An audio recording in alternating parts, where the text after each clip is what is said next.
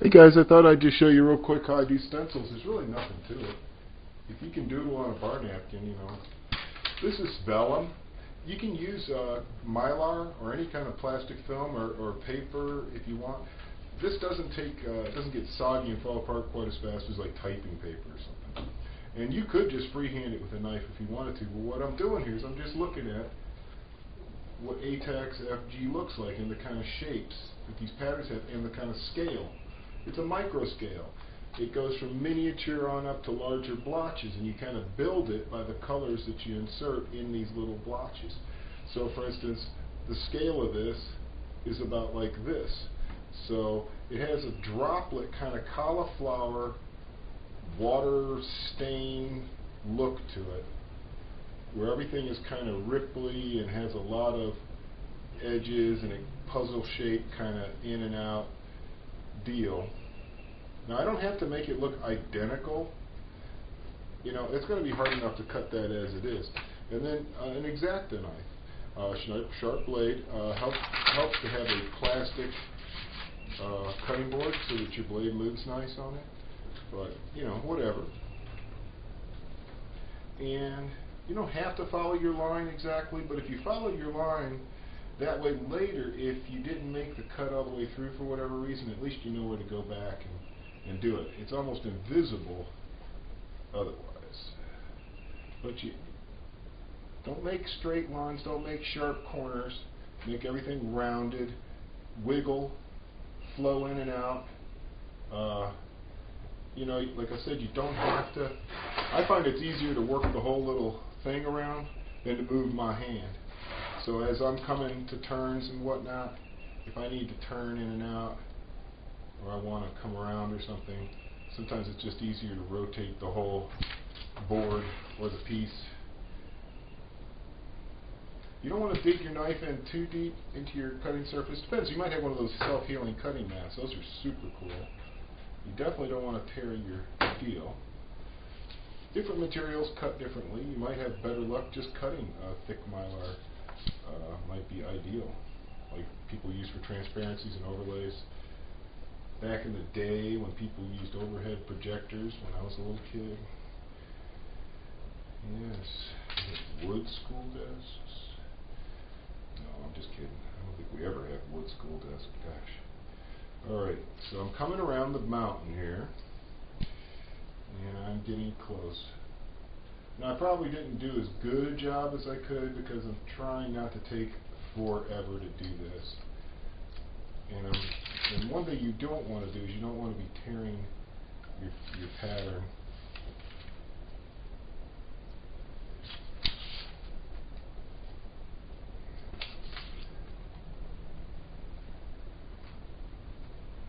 Just try and get something interesting going on, you know?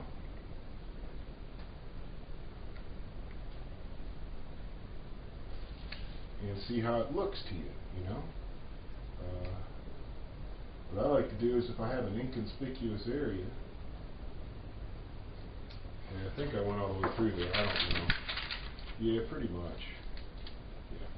So now I've got this little blotch. So a great place to test it, for instance, would be this moly thigh rig because you'll never see it anyway. It's going to get covered. So let's see what that looks like. You know, and we'll squirt it with some khaki. Actually, khaki's going to be the exact same color as that, so that wouldn't even do anything. Let's see what we got here. This is the same. Yep. Let's use up this. This is some light green. They call it light forest green. It's not that light. Trust me on this. There we go. Now I can just set you up. I can use both my hands. Give it a little spritz, and see how it's not really touching the surface. It's kind of floating above the surface. So just give it a spritz from above. See how far above I am? I'm not right on it. I want it to mist down onto it.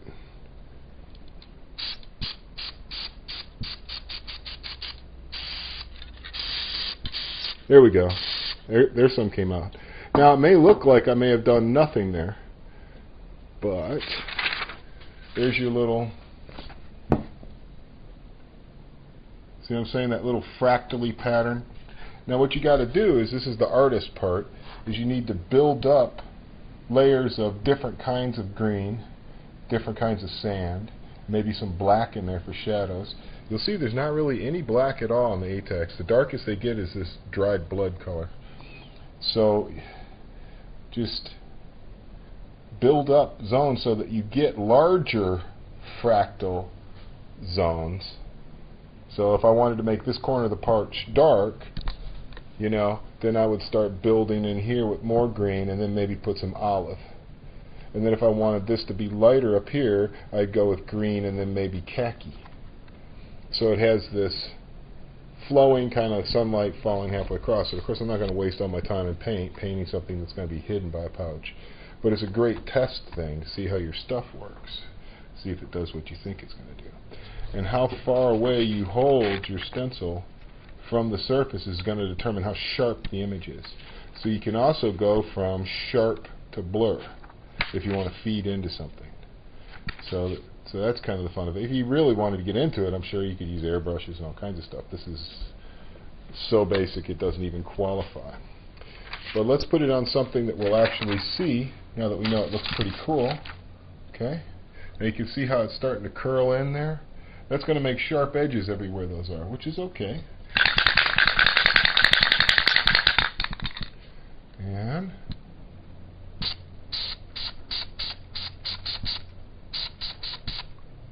okay.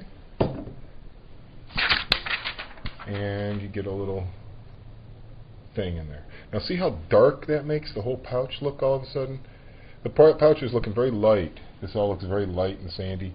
And the minute you put a blob on it, it gets super, super dark. So it's just something to remember. If you start off too dark, you'll never be able to get anything except really dark, kind of ugly camo. That may be what you think is cool, but I don't think it would hide you in the woods. I think you've got to look more like grass colors and bark colors and things like that to hide in the woods. Even something like this, I'm not sure how well you'd hide in the woods with this. But it's better than a lot of the camo patterns I've seen. It's just something fun to try. And of course, you can always paint it again.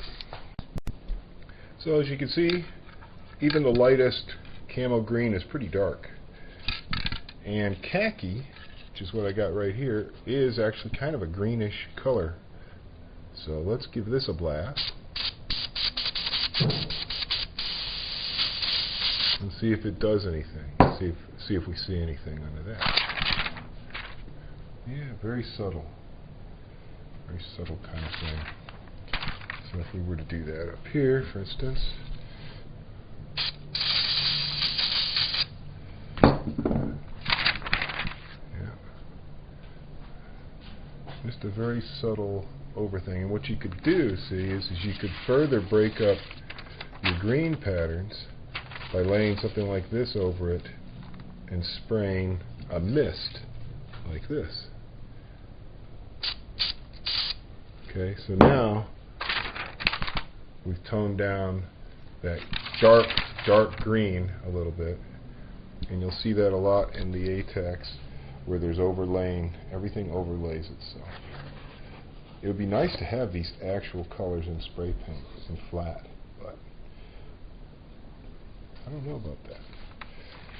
So, kind of fun little thing to do. So while we're fooling around here, might as well see now if I flip my pattern over like that, it's going to give me a whole different impression, partly because it's curled.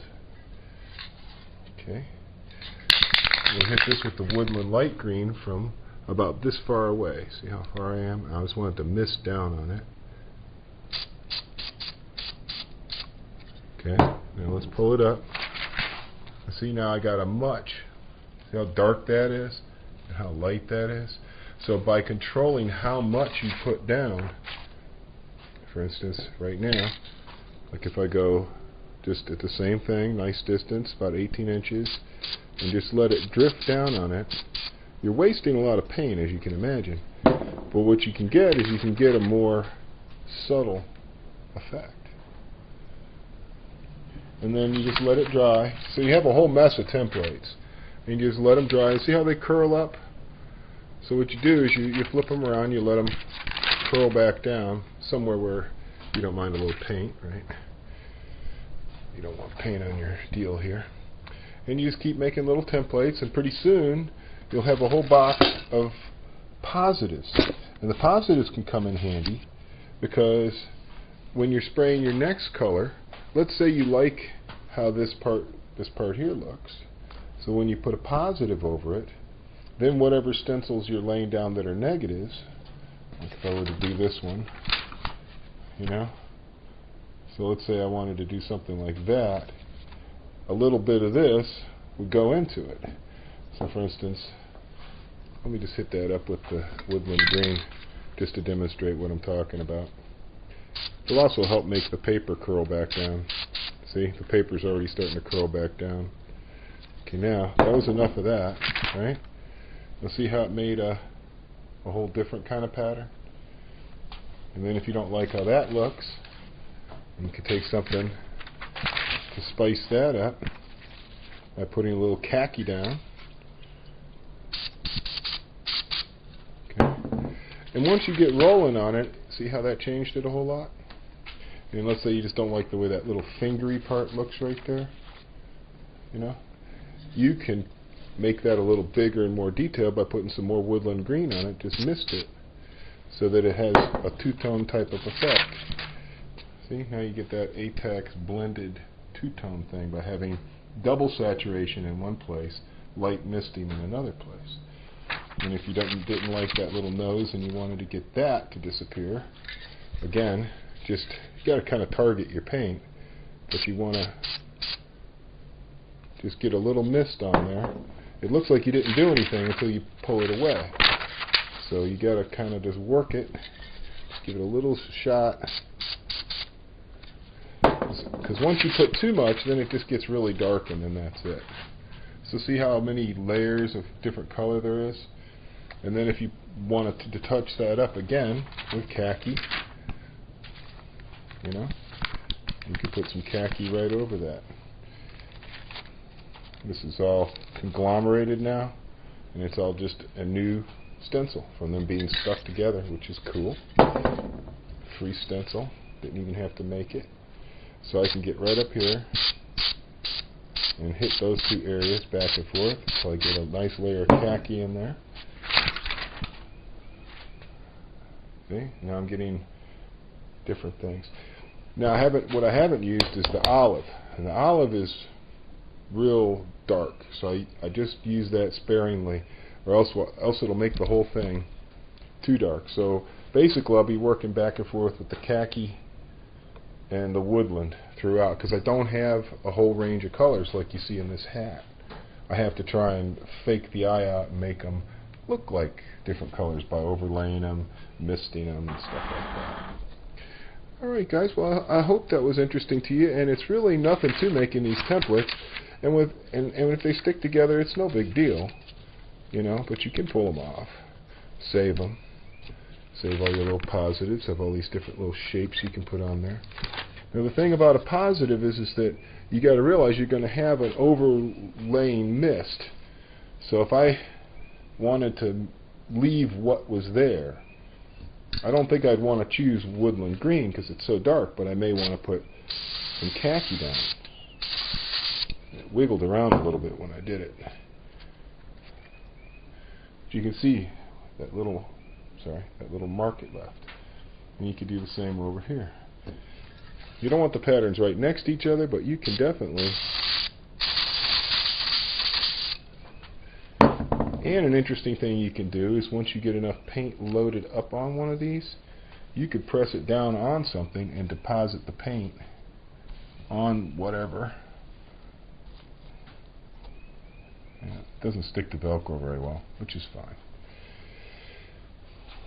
But you could, see, this is the part that was way too dark before, so I don't want to make that too dark. But just to give it a little shot like this,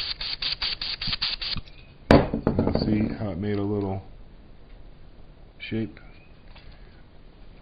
So you can use positives too. And if you wanted to tone an overall color by having overspray that goes onto the whole thing. Like you can start to see now that this is dried, how that khaki shows up against the sand. At first when it's wet, it's not quite as obvious. So you don't want to have the whole thing this color. That's why you got to be careful about too much overspray. Same with the green. You don't want the whole thing to be crazy green, but it is possible to mist a little bit of green on there. Oh, it moved too much. I'm going to tuck it up under here so it doesn't move. Hang on one second, guys. Let's get that tucked up in there. There we go. Now it won't move.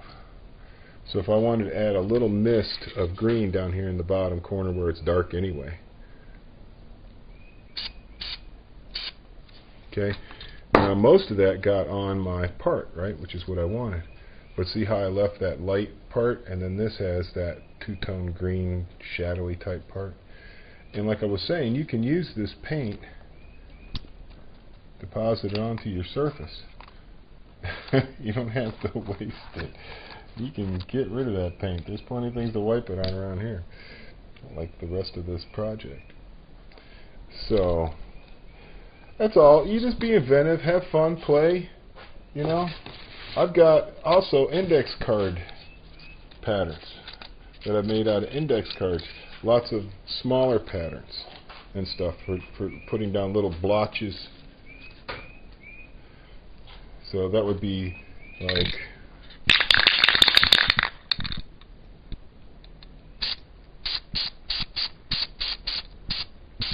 okay, and we'll see what that looks like. Okay, and see how it left a little deal. Now it's very sharp looking, but you play with it and you put things over it. You do stuff with it. Little streaky ones, you know. And so you wanted to have a little streak of green right in there, huh? See, if you're moving the stencil with your spray, you're spraying too much, because you just barely want it to drift down on it and leave something like that. And see, what you want to look for is look at the whole shape of the whole thing. Is it going to have blotches, or is it just going to be random like polka dots? You don't want it random. You want to start building. So if you think of maybe this corner being dark, this being light, think about, okay, I'm going to want a light blotch here, and sort of let the piece show you what would work. You know, if you start seeing a light area and you see, okay, I could make a shadowy bunch of shapes all through here that go with this, just by looking at the way the actual textile has absorbed other paints. And then you can say, okay, yeah, this is already dark, and this is dark, but this is really light. So I want to keep that light, and then maybe have a shadowy zone through it, you know. And you don't want vertical stripes, you don't want horizontal stripes. I think, to my mind, slight off angle, not 45 degree, but off angle, you know, 13 degree, 22 degree, little off angle things happening everywhere will throw the eye off a bit. And, you know, it's just fun to play around. See, something like this is more like a classic woodland camo type pattern. If you want to make something look ATAX, you're going to have to use the same kind of fractal, blotchy look. You can do it very simply just by constantly layering and doing stuff. Like right here, I'll just mist. Okay, and then you take it away. So you get that real sharp edge, but you also get that blur. And see how that changed the whole character of that little white spot that I put down? See, I put down little white spots everywhere on things. So for instance, like across maybe the holster, you know, that might be a good one. You know? And put down some something there. Okay? Now I don't want to go too heavy with it, see? You don't have to go heavy with it. Just a couple spritz. You know, if you start blasting away, what's going to happen is things are going to get way, way dark right away, and you won't have any fun because you'll have already made everything so dark you got to start over. You know, there's lots and lots of victims over here for my experimentation. You know, and Like this whole thing is so dark. And also you're probably going to have to move things to make flat areas so you can work. But you know, whatever. You get the stuff like here. And we'll take again a little light green. And I'm going to do light green from this angle. And then I'm going to do khaki from the other angle without picking it up. Okay. So now, what have we done? Look at that. A complex color. A color that isn't just one color. Kind of like the way that blood color turns into a kind of an ash color. You know? And so, I just encourage you guys not to be afraid to do these things. They're fun things to do. So let's say I want to get a little green down in this corner. Okay, that was it. That was all. That's all I needed. And then with the khaki, put it up in this corner. You know? And it's better to do 2 shots and look at something and go, that didn't do much, than to do 2, 3, 4, 5 shots and look at it and go, oh my God, I think I overdid that. You know? And just the same way, if an area looks too dark or something, that's when you can zap it with some khaki. Well, that's going to make a very crisp pattern. You saw how I did that 4 shots?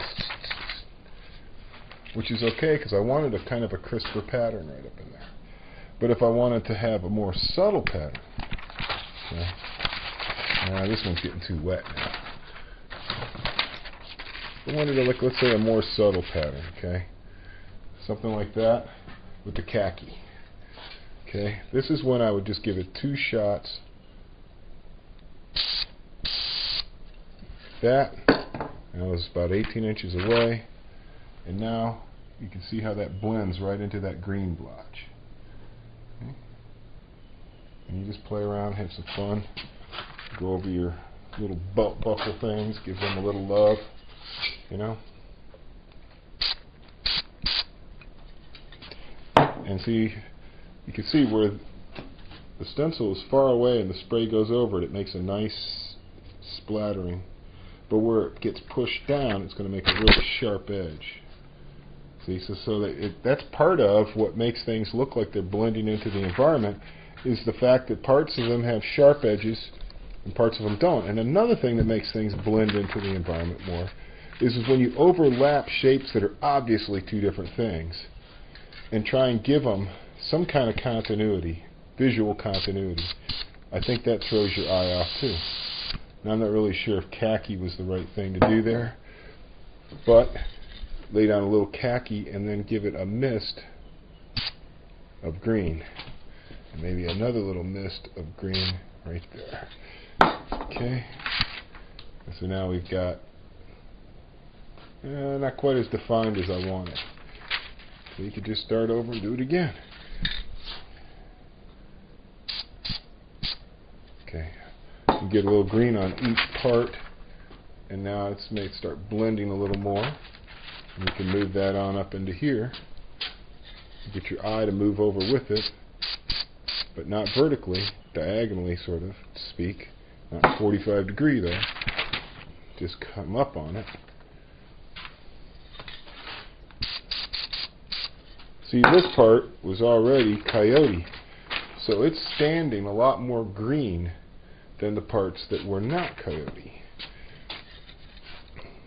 Now, some of the touch-up you may want to do after your parts have been put together so that you can go across whole parts. So don't paint the entire thing 100% the way you're thinking you want it to look.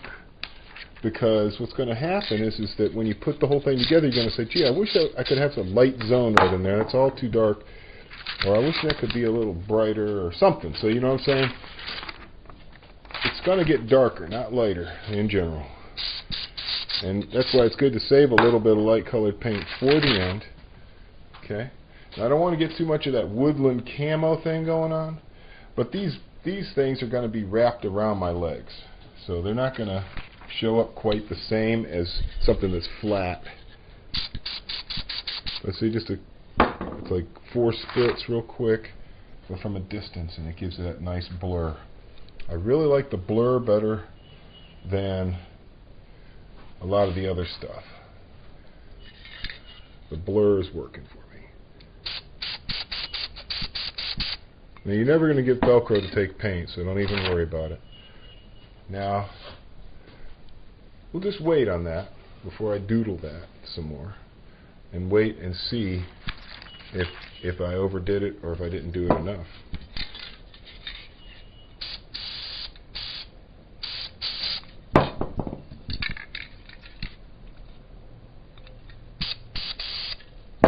Okay.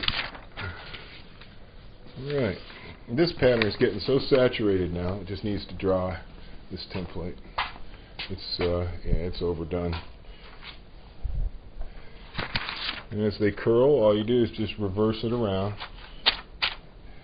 And now, maybe, you can use the other side until it gets covered. So give this a gentle mist. Oh, might have gone too long on that. No, just about right. Okay, that's cool. And then maybe up here.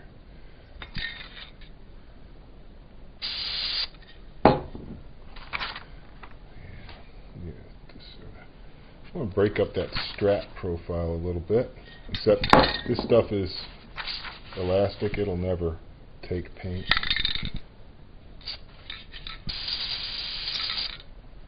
Okay, let's see how that worked out. Yeah, it broke out a little bit. One thing you don't want is symmetry. You do not want it to be, you know, the same on each shoulder or the same on each whatever.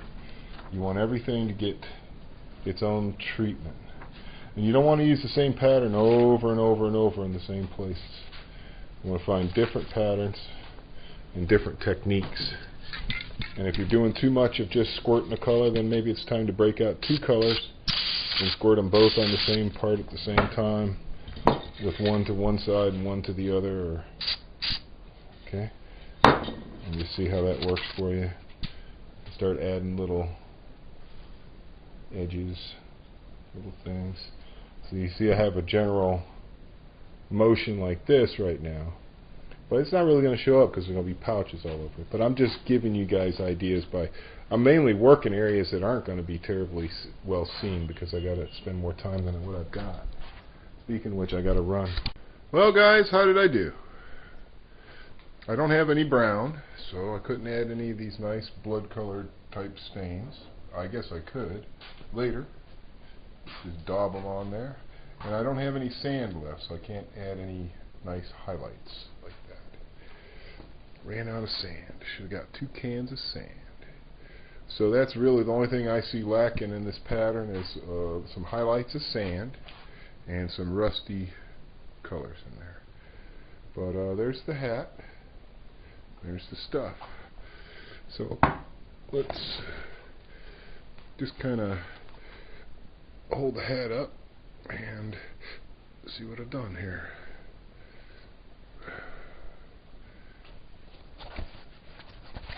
Just keep moving the hat around so you get different looks at it. I kept it lighter this time. I'm happier about that. I got too dark last time. I was working piece by piece, and it's just hard to tell what you're doing. A lot of this gets covered, but it's not as so far off that if you wore an ATAX FG uniform that it would stand out as being not quite right.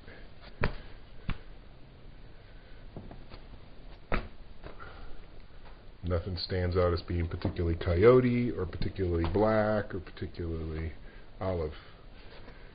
And